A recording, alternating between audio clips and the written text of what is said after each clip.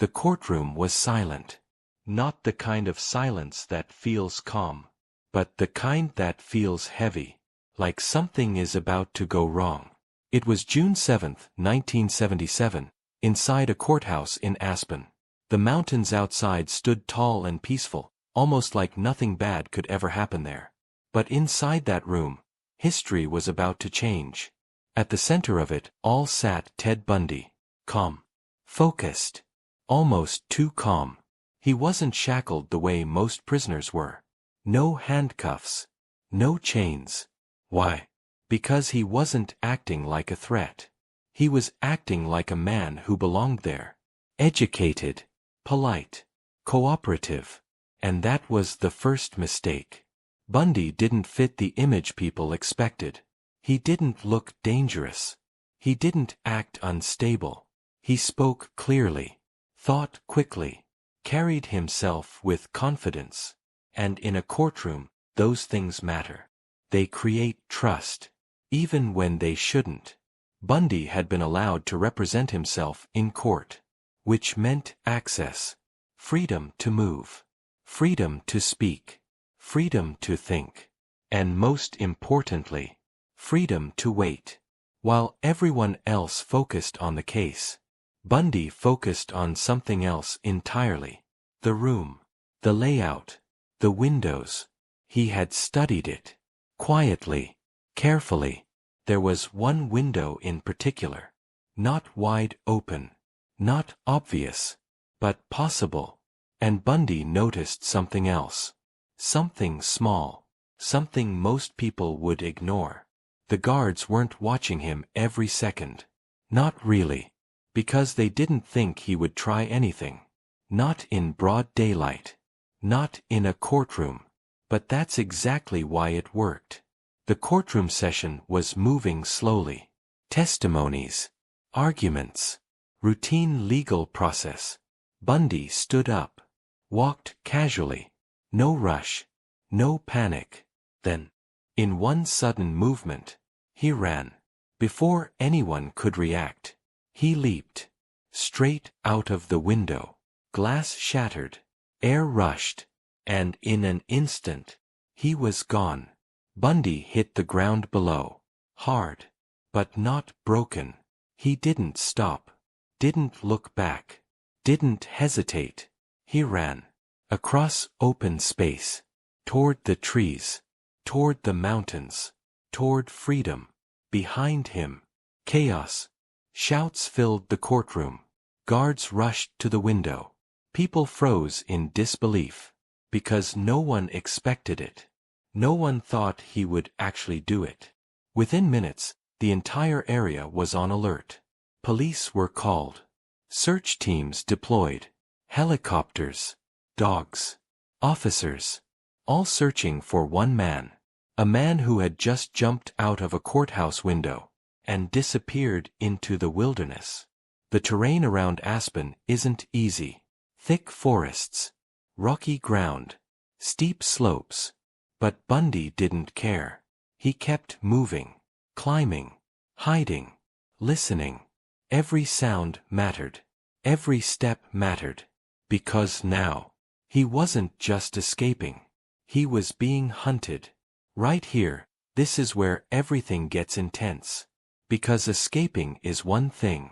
But staying free, that's something else entirely. Authorities moved fast. Too fast. They knew the area. They knew the terrain. And they weren't going to let him get far. Search teams spread out. Calling his name.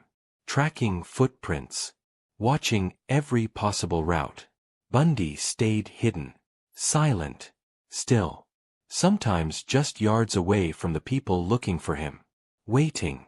Breathing slowly. Listening to them pass. But here's the problem with running. You can't run forever. Days passed. Bundy was cold. Hungry. Exhausted.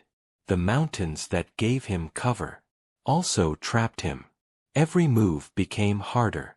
Every decision more dangerous. And slowly, the space around him started to close. After several days on the run, it happened. Bundy was spotted, recognized, surrounded. This time, there was no window, no surprise, no escape. He was taken back into custody. Most people thought that was the end. They were wrong. Because what no one realized was that Bundy wasn't finished. Not even close. Because the next escape would be even more shocking. Not from a courtroom. Not in broad daylight. But from inside a jail cell. And this time, he wouldn't jump out a window. He would vanish. Without a sound. The first escape shocked everyone. The second one terrified them. After being recaptured, Ted Bundy was transferred to a more secure facility, Pitkin County Jail. This time, there would be no mistakes. No freedom. No chances. At least, that's what they believed. Pitkin County Jail wasn't the most advanced prison in the country, but it was considered reliable. Strong walls. Locked cells. Regular checks. And now, after his bold courtroom escape, Bundy was being watched more closely. More closely. But not perfectly. Because even under increased security, one dangerous assumption remained. They thought they understood him. They thought they could predict him. They were wrong. Bundy changed. Not his intentions, but his approach. No more sudden moves. No more dramatic jumps. This time, he would disappear slowly. Quietly. He began observing everything again. The guards. The routines. The timing. When lights went out. When checks happened. When silence filled the building. And then, he looked up. The ceiling. Most inmates never paid attention to it. Why would they? It was just part of the cell. Solid. Fixed. Untouchable. But Bundy saw something different. He noticed space. Small at first. Barely visible. But enough. Enough to think. Enough to plan. Over time, Bundy did something no one noticed. He changed his body. He lost weight. Deliberately. Eating less. Moving carefully. Shrinking himself. Why? Because the space above the ceiling wasn't large. But if he made himself small enough, it might be just enough. This wasn't fast. This wasn't easy. It took patience, discipline, control. Day after day, Bundy worked in silence, slowly loosening parts of the ceiling, carefully creating an opening. Not big, not obvious, just enough. And every time he stopped, he made sure no one could tell. Because one mistake would end everything. December 30th, 1977. The jail was quiet.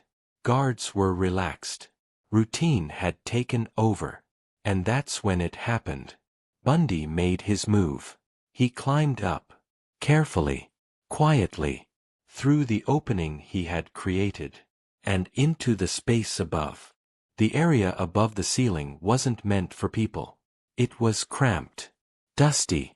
Narrow. Barely enough room to move. But Bundy pushed forward. Inch by inch. Feeling his way through the darkness. Every movement slow. Controlled. Silent. Below him. Guards walked their rounds. Unaware. Above them. A man was escaping. At one point, he almost got stuck. The space tightened. The air felt thinner. For a second, it seemed like it might end right there. Trapped. Unable to move forward. Unable to go back. But he kept going. Adjusting. Forcing himself through. And finally, he broke through. Bundy dropped down into a different part of the building. Not his cell. Not monitored. A space where he didn't belong. But no one was there. No one saw him.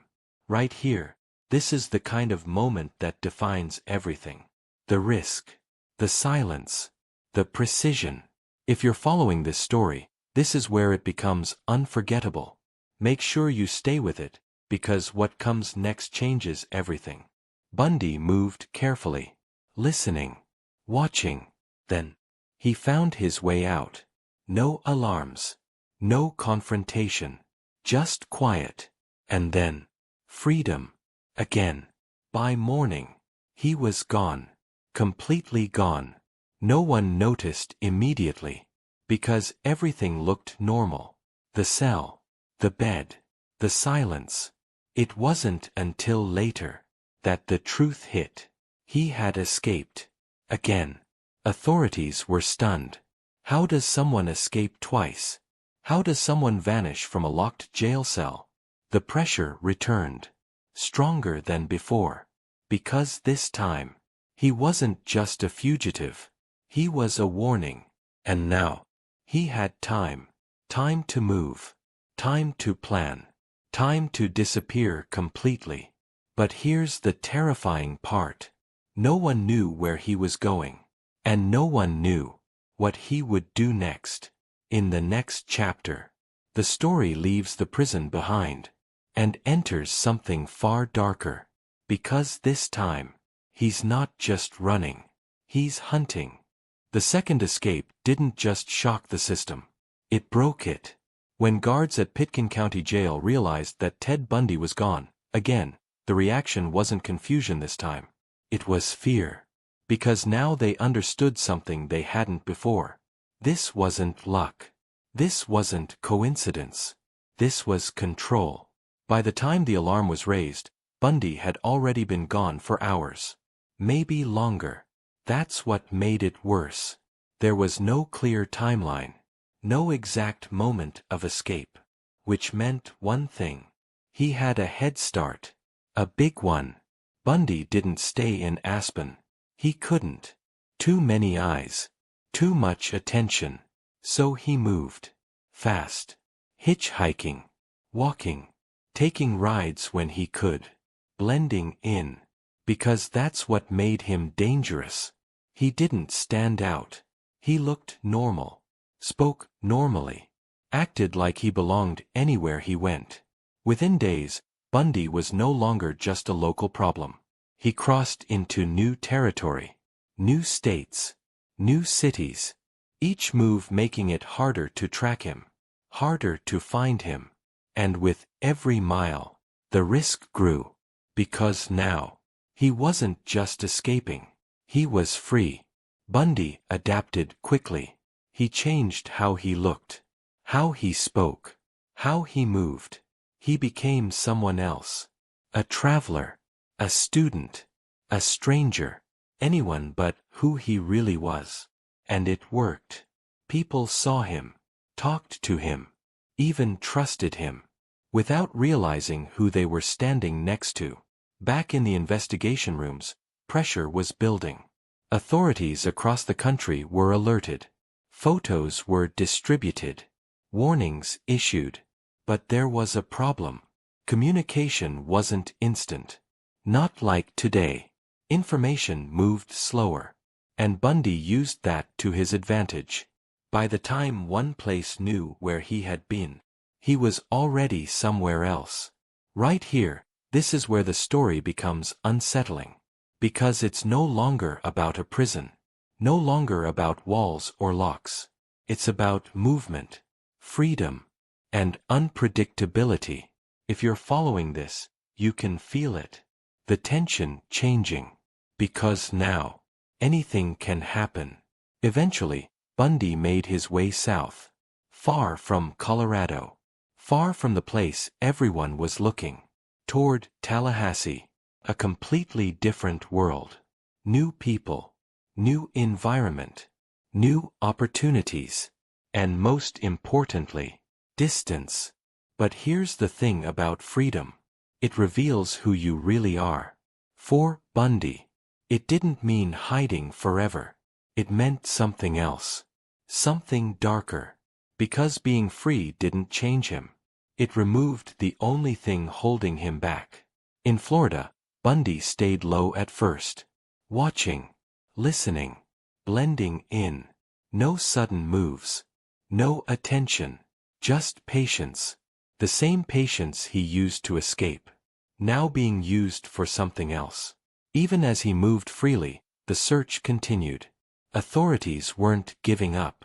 They followed leads, tracked sightings, analyzed patterns.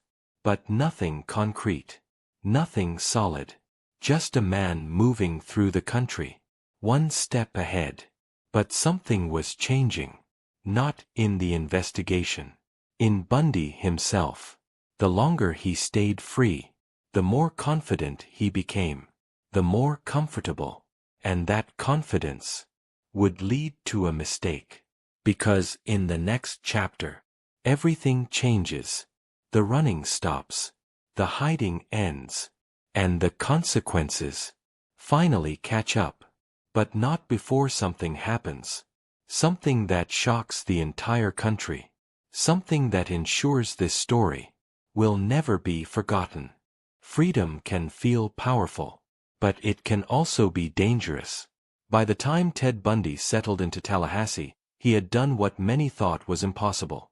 He had escaped, twice, outsmarted the system, disappeared across state lines. But something had changed.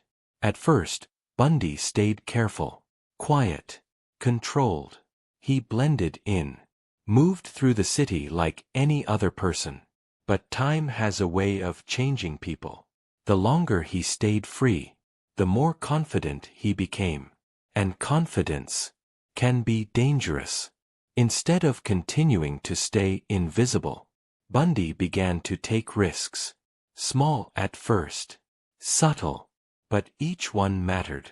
Because every action leaves a trace. Every decision creates a path. And slowly, those paths began to form a pattern. Then came the moment that shifted the entire case. In January 1978, something happened in Tallahassee that shocked the nation. It wasn't quiet. It wasn't hidden. It was loud, serious, impossible to ignore. Suddenly, the name Ted Bundy was everywhere again. Not just as an escapee, but as a national threat. This time, the response was different. Faster, stronger, more focused. Authorities weren't just searching anymore. They were hunting. Roads were monitored. Tips were taken seriously. Every lead followed. Because now, they knew exactly what was at stake. And then, it happened. Not a big mistake. Not something obvious. Something small. A moment. A detail. But in a case like this, that's all it takes. Bundy kept moving. Still trying to stay ahead. Still trying to remain invisible. But the gap was closing. Every move became harder. Every step more risky. Because this time, the system wasn't behind him. It was catching up. February 1978. Pensacola. A routine patrol. A suspicious vehicle. An officer stopped him. At first, nothing seemed unusual. But then, something clicked. Recognition. And just like that, it was over. Ted Bundy was arrested. No dramatic escape. No sudden movement. Just a quiet moment. That ended everything. This time, there were no chances. No freedoms. No mistakes. Security was tighter. Control was absolute. Because now, they understood exactly who they were dealing with. The courtroom jump. The ceiling escape. The cross-country disappearance. They became more than events. They became a story. A story that showed something unsettling. That sometimes, the most dangerous person is the one no one expects. In the end, no matter how far you run, no matter how well you plan, every escape has a limit. Every story has an ending. And every shadow eventually meets the light. For Ted Bundy, that ending came quietly. But the story he left behind? It never disappeared.